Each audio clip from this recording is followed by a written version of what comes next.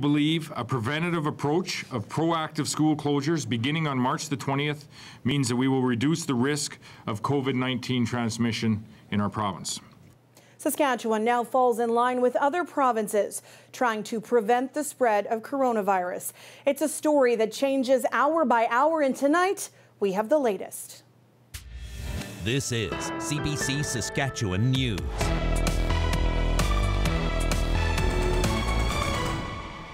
It's Monday, March 16th, and CBC Saskatchewan News starts right now.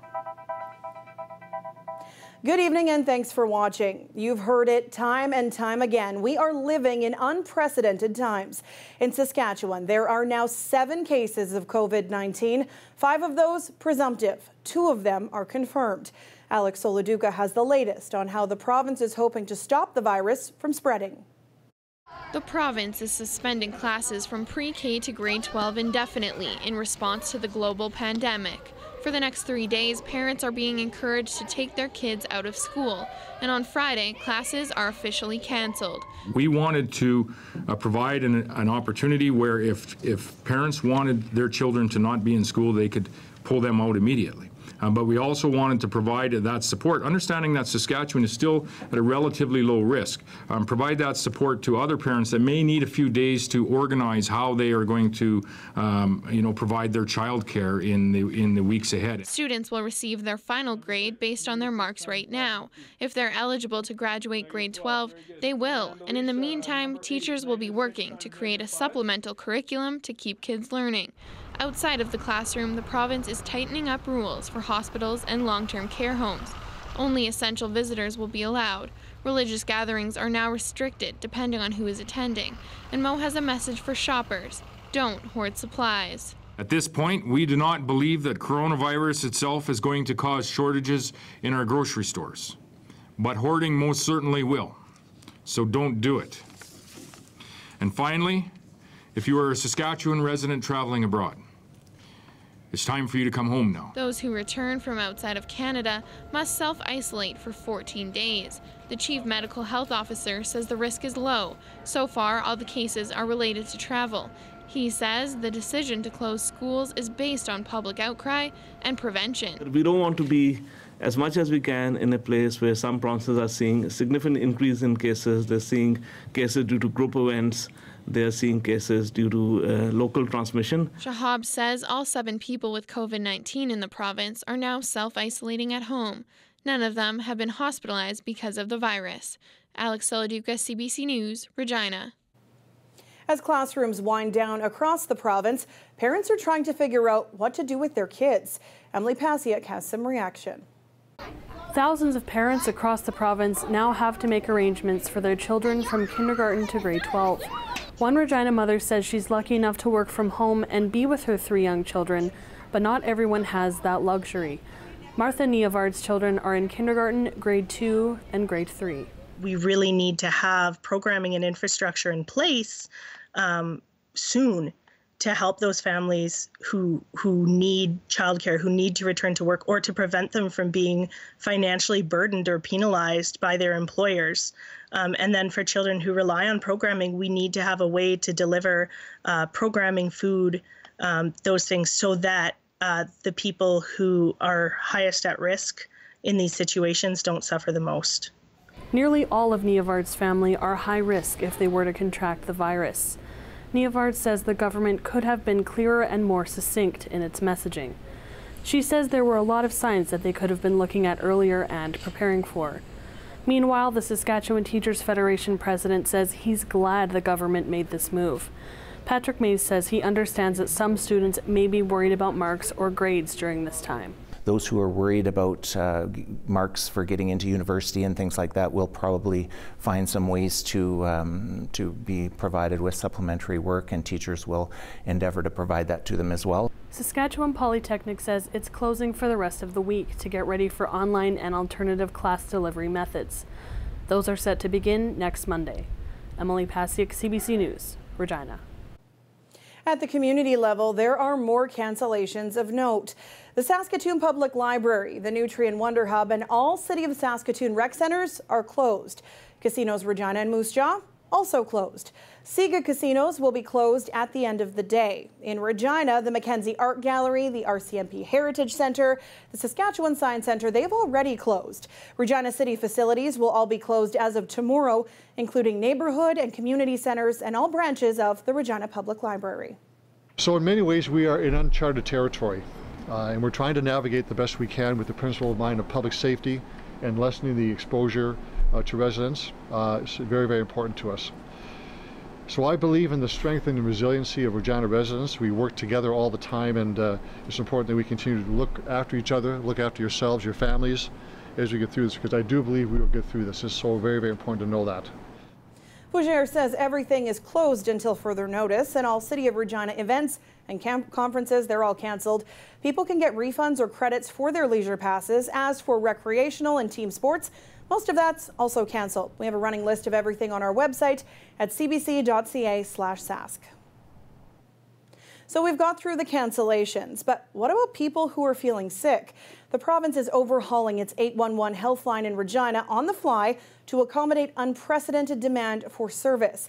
It's increasing the number of incoming call lines to 500, with further expansion possible. It's also increasing the number of staff to 30. And it's introduced a callback feature, meaning you won't have to wait on the line. You'll keep your place in the queue and someone will call you back. At the provincial legislature, question period was far from ordinary today. The tone was civil and reserved. Premier Moe began by promising to tone down the rhetoric and saying, quote, "We will get through this together." The legislature is closed to outside guests, and today only 2 people took part in the debate. NDP leader Ryan Miley asked the Premier a series of questions about plans and preparedness. Miley also asked why the government was going ahead with the budget Wednesday. He says the projections for revenue and oil prices will be nowhere near accurate given the impact of COVID-19. Miley also says that testing in the province should be ramped up. There is a risk of community transmission. We should be stepping up testing as much as is possible to be responding to any potential cases. The earlier we identify any clusters, the earlier we identify people in the community, the more we'll be able to mobilize both public health and emergency health services to respond effectively. Miley says legislators perform an important role, but he's not sure how much longer MLAs and staff should gather, given the ask from Moe and others to stay home. Nationally, Canada is closing its border to most non-residents in an effort to slow the spread of COVID-19. But there's a notable exception. American citizens will be let in. Julie Van Dusen has the latest from Ottawa.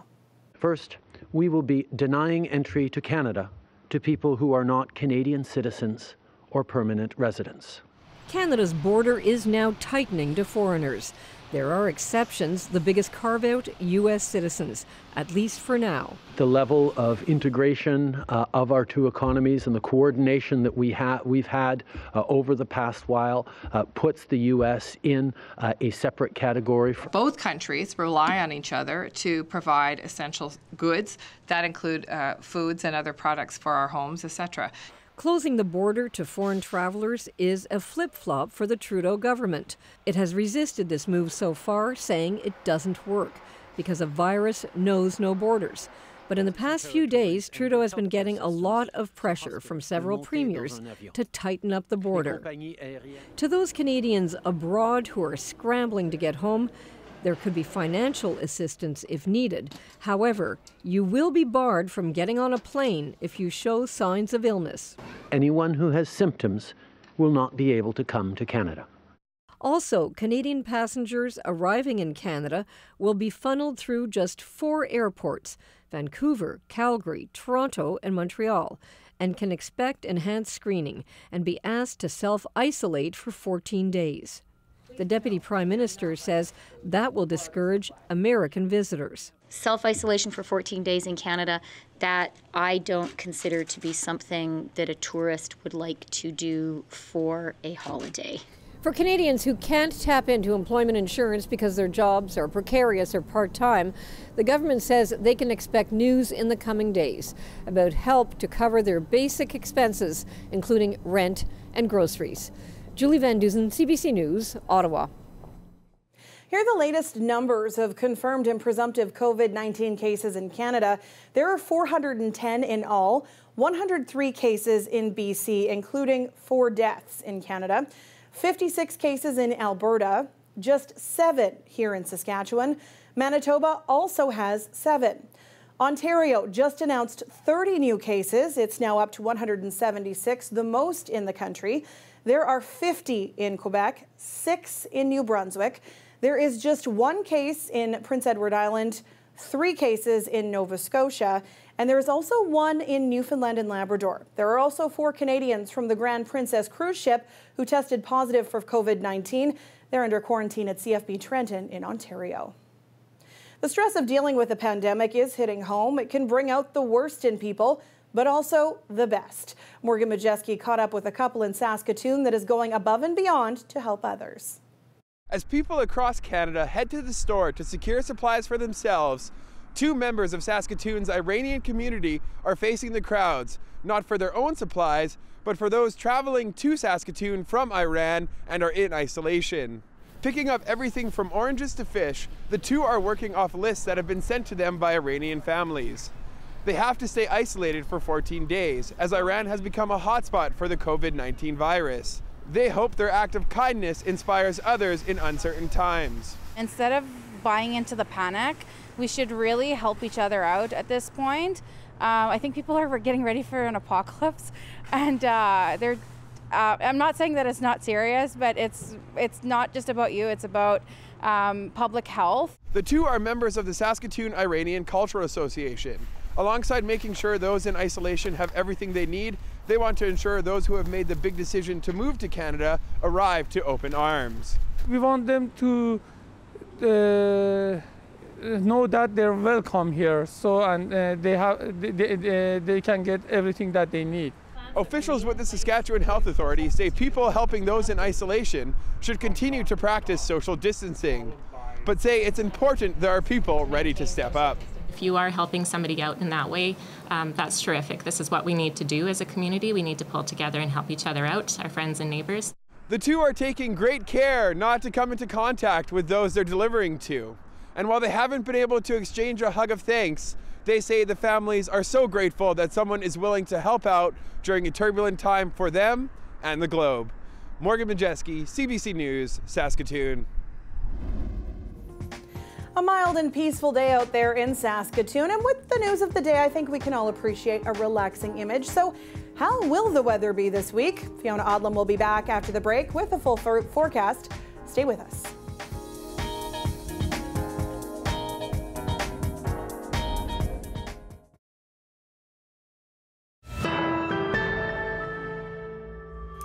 We've been talking today about the many closures across the province. So how did we get to this point so quickly, and how do we actually flatten the curve? Stephen Lewis is a health policy consultant formerly based in Saskatchewan. He joins me now from Australia. Stephen, what are we still trying to understand about the coronavirus? Well, there's a couple of things. One is there are major differences in how fatal this is by country. So, for example, take 2 adjacent countries, Italy and Germany. In Italy, about 7% of people have died, and about 7%, 8% of current cases are called serious or critical. Germany is right next door, and out of over 7,000 cases, only 15 people have died, so well under 1%. So we're not clear on exactly why this case fatality rate is different in different countries. Good news in Canada so far, 4 deaths so far out of over 400 cases, and only 1 active case is considered serious or critical. Why would you say perspective is critical when it comes to coronavirus? Because viruses are a fact of life. I mean, we have all sorts of viruses. You may remember the bird flu, H1N1 from 2009. Well, the world was taking that very seriously, and because it was unknown, we were all a little bit frightened as well. Well, today, about 20% of people harbor that virus, and it is of no consequence, really, for health. The symptoms are almost invariably just mild cold symptoms. 90% of us have what's known as the Epstein-Barr virus, which in some cases can cause mononucleosis, but basically it's just one of those things that we carry around with us, and the same for HPV-1, which is the cause of cold sore. Almost 2/3 of people have it. So because this is novel, because we don't know its course, because we don't know definitively just how lethal it is, of course we should be concerned, and of course it's reasonable to be vigilant, and it may be completely reasonable for the very serious responses that governments are now taking to this. But again, don't consider this in isolation. Consider it in the context of what we've known about previous outbreaks, and particularly recent ones in the last 15 or 20 years.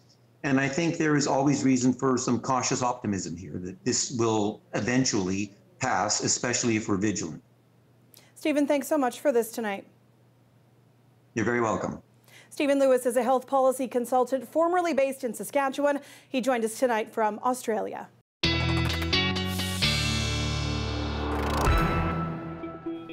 And CBC weather specialist Fiona Odlum joins me now. The news has been wild. The weather is not. Yes, we're getting a little break today, thank goodness. We're going to see this continuation of some milder weather. Well, not really so much mild, but just definitely easier. Let's take a look outside and see how things are shaping up tonight. Oh, look at this. Lots of great sunshine. This has just been really refreshing to have lots of sunshine and no snow. Now, the weekend, we did definitely get some snow across the province, but not a lot of shoveling was required because the sun today helped melt things off. Now, some folks did get to do a little bit of snowmobiling still. This was Zach Bowe and the crew up in Rapid River having a great time on the sleds. Thanks so much for that great photo. Our current temperatures, -5 in Estevan, -1 in PA, -3 in Maple Creek. We're looking for temperatures right now in the Queen City to be sitting at -3, -4 in Saskatoon. Now, the wind chill, that's still an issue. Even the day before St. Patrick's Day, we're still talking about wind chills. -11 is what it feels like when you head out the door to walk the dog tonight. And that is just going to get a little bit cooler as we get throughout the evening, specifically in Saskatoon. Now, the wind is still going to be a bit of an issue. We're going to see at times it gusting up to about 40, 20 gusting 40 throughout the next couple of days. That's going to be also bringing in quite a bit of cloud cover. We're going to be watching for cloud cover pushing through. Now, I want you to watch this really quickly. You see all this blue right here? This is still that Arctic air, and this is what's going to make things still feel a little bit cooler than what they should be. Usually around this time of year, we're looking for about 1 degree above Celsius and then about -11, -9. We're going to be going to about some -20s. It doesn't stick around. As we get towards later in the week, you start seeing all this green pushing through. We're going to start seeing it returning back to seasonal by the weekend. So that's going to be really refreshing news. All right, so on our satellite radar, we don't have a lot of activity tonight. Into tomorrow, we could see some skiffs of snow through Prince Albert and Saskatoon, possibly even in through La Ronge. Now, what we do see is some snow possibly popping up a little bit later in the week. Not significant snowfall, less than a centimeter. This is our wake-up weather for tomorrow morning. -14 in Saskatoon, -12 in Regina, -11 all the way over in Swift Current, and -6 in Maple Creek. Well, today we got to about -2 in Regina. Tonight we're going to about -17 with the wind chill. Feel a little bit closer to about -20-ish. Last year we were at 3 degrees as our daytime high and -12 overnight. For the next 7 days, this is what we're watching for here in Regina. We're looking for a daytime high of -3 tomorrow, -4 by Wednesday, and you can see by the weekend it starts to get even nicer. Well, for Saskatoon, we got to -5 today. Overnight low -20. Now, here's the deal with this one. With the wind chill tonight, it will feel closer to about -28. So in 1893, my goodness, it was -39. No, thank you. 30% chance of snow tomorrow, -6. Look at those overnight lows, though, Sam. They do really continue to dip down with that Arctic air still lingering. But as we look at the long-range forecast, we're hitting 0 by the weekend, and the icing on the cake, sunshine upon sunshine upon sunshine. That is our silver lining in this newscast. Absolutely. Thanks, Fiona. You know, it figures that when we all have to stay home, the price of gas drops. All the market uncertainty appears to be trickling into commodity prices as well. In Regina, gas prices down as low as 75 cents a litre at discount stations. As of midday, most stations were selling at around 86 cents. This drop started last week when oil prices plunged globally. Right now, light crude is at $29 a barrel. We'll be back after the break.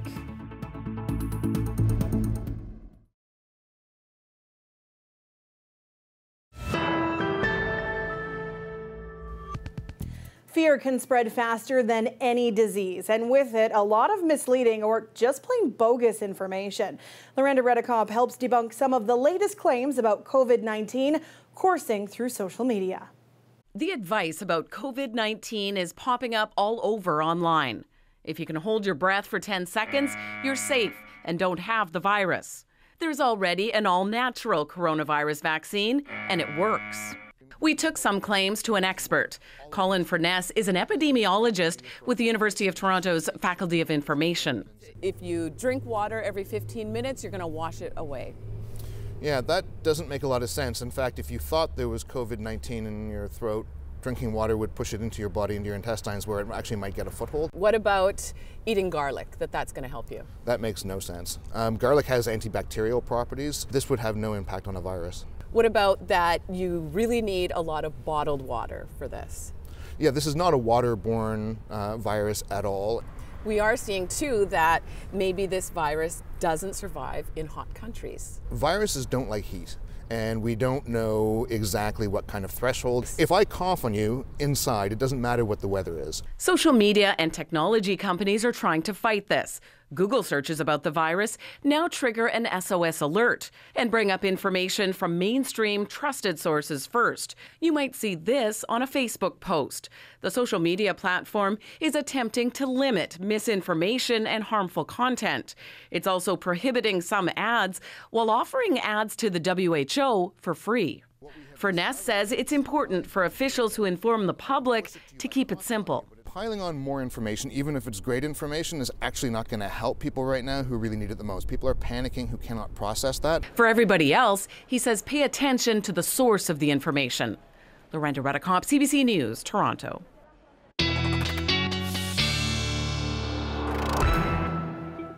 And Fiona's back with one last look at tonight's weather. Well, tonight, Sam, we're going to see a pretty clear sky tonight in Regina. We're looking for temperatures to be dipping down to about minus, I think it's 7 or so at midnight. But with that wind chill feeling like minus 13 under a really clear sky. That wind is going to be a little bit gusty, so you are going to hear that rattling around a little bit outside.